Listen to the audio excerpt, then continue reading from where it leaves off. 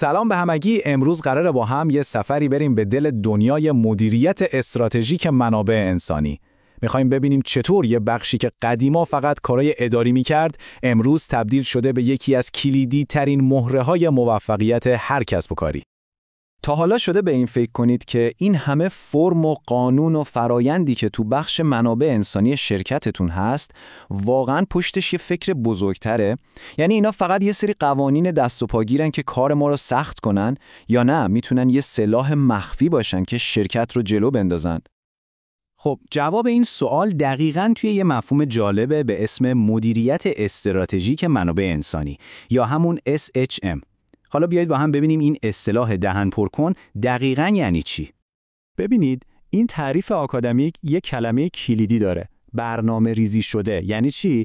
یعنی به جای اینکه منابع انسانی منتظر بشینه یه مشکلی پیش بیاد و بعد واکنش نشون بده، نه، از قبل خیلی فعال و هوشمندانه آدما و مهارت‌هاشون رو در راستای اهداف بزرگ شرکت قرار میده. این یعنی یه تغییر نگاه 180 درجه‌ای. اینجا دیگه فرق قضیه کاملا مشخص میشه. قدیما به منابع انسانی چی میگفتن؟ یه مرکز هزینه. کارش چی بود؟ یه سری کارهای اداری و بس. اما توی نگاه استراتژیک ماجرا کاملا برعکسه. منابع انسانی میشه یه شریک استراتژیک. دیگه دغدغش فقط کم کردن هزینه ها نیست، بلکه خلق ارزشه. چرا؟ چون دیگه به آدما به چشم هزینه نگاه نمیکنه. بهشون به چشم بزرگترین سرمایه شرکت نگاه میکنه. خب خیلی هم عالی، ولی این ایده جالب اصلا از کجا اومد؟ بیایید یه فلش بک بزنیم و ببینیم این ایده چطور سفرش رو شروع کرد و از یه نظریه صرف تبدیل شد به یه حوزه تحقیقاتی خیلی جدی. همه چیز تو دهه 80 میلادی شروع شد با یه سوال خیلی ساده ولی واقعا انقلابی. چرا ما منابع انسانی رو با استراتژی کلی شرکت هماهنگ نکنیم؟ همین جرقه اولیه اواخر دهه تبدیل شد به مدل‌های تئوری و پیچیده‌تر. اما دهه 90 واقعاً عصر طلایی بود.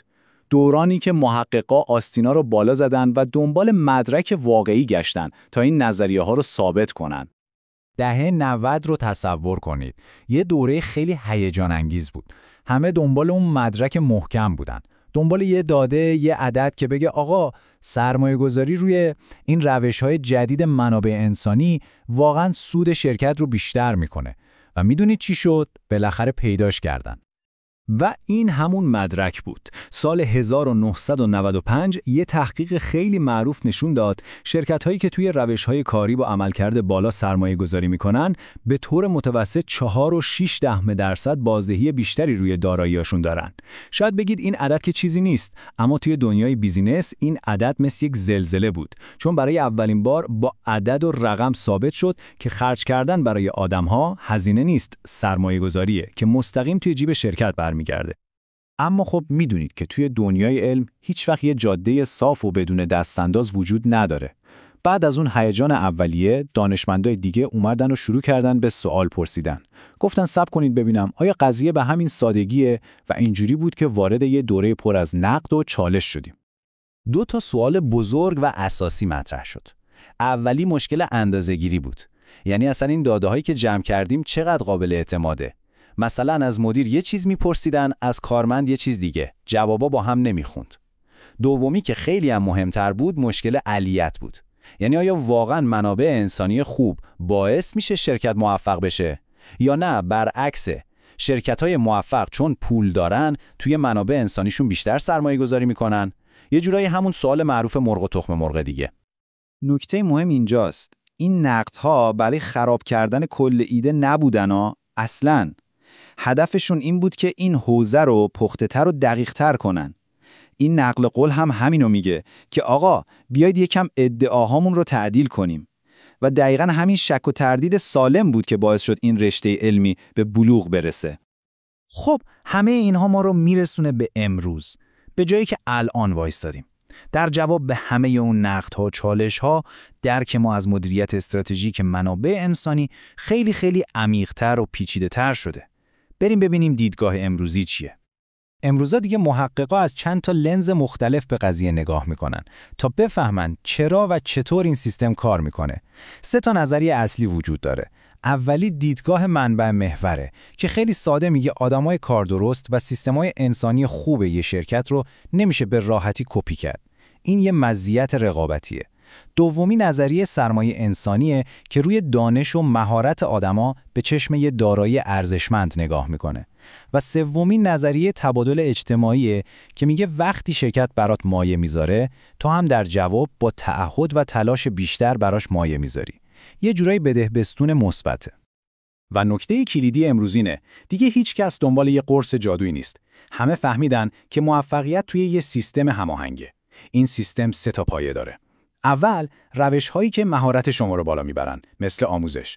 دوم، چیزایی که انگیزه شما رو بیشتر میکنن، مثل پاداش. و سوم، ساختارهایی که به شما فرصت مشارکت و تأثیرگذاری میدن، مثل کار تیمی. وقتی این 3 تا با هم هماهنگ کار کنن، اون وقته که معجزه اتفاق میفته. اما این سفر هنوز تموم نشده. این رشته هنوز زنده است و داره رشد میکنه. خب پس قدم بعدی چیه؟ جاده پیش رو ما رو به کجا میبره؟ بیاید یه نگاه به آینده بندازیم. آینده این حوزه روی چند تا موضوع مهم متمرکزه. یکی این که با داده‌ها و روش‌های دقیق‌تر اون بحث علت و معلول رو یک بار برای همیشه ثابت کنن. یکی دیگه این که بفهمن یه سیاست چطور هم روی فرد، هم روی تیم و هم روی کل شرکت اثر میذاره. یه چالش بزرگ دیگه اینه که ببینن این مدل‌ها توی فرهنگ‌های مختلف، مثلا تو ایران یا ژاپن، هم همینطور جواب میدن یا نه. و خیلی مهمه که دوباره تمرکز برگرده روی خود انسان و مهارت‌هاش، نه فقط روی سیستم‌ها. و در آخر اون شکاف بین حرفای تئوریک دانشگاهی و اون چیزی که مدیرای واقعی تو دنیای کار نیاز دارن پر بشه. ته همه این بحث‌ها و این سفر طولانی ما به یه نتیجه خیلی ساده ولی قدرتمند میرسیم.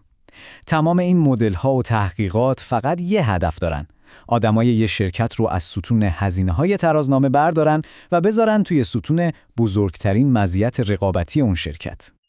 و حالا یه سوال برای خود شما. دفعه بعدی که توی شرکتتون با یه قانون یا فرایند جدید از طرف منابع انسانی روبرو شدید، یه لحظه مکث کنید و از خودتون بپرسید استراتژی پشت این داستان چیه؟ آیا این فقط یه قانون جدیده که کار ما رو سخت‌تر کنه، یا نه یه قدم کوچیک در راستای اینه که من و همکارام تبدیل بشیم به برگ برنده اصلی این شرکت؟ مطمئن باشید فکر کردن به این سوال نگاهتون رو به خیلی چیزا عوض میکنه. ممنون که همراه بودید.